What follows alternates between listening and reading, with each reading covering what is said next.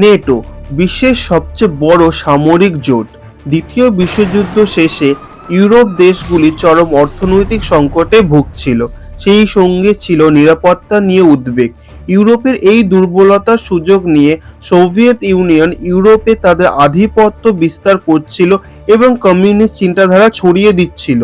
এতে ইউরোপের দেশগুলি ভয় পেয়ে আমেরিকার সঙ্গে মোট 12টি দেশ 1949 সালে একটি সামরিক জোট গঠন করে, যার নাম হলো NATO, north Atlantic treaty organization.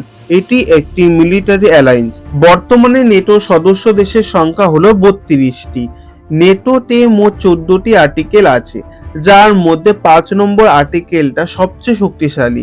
এতে বলা হয়েছে, জোটের কোনো একটি সদস্য দেশে আক্রমণ হলে তা সকল সদস্য দেশের উপর আক্রমণ বলে গণ্য হবে এবং সকল জোট দেশ মিলে প্রতিরোধ করবে।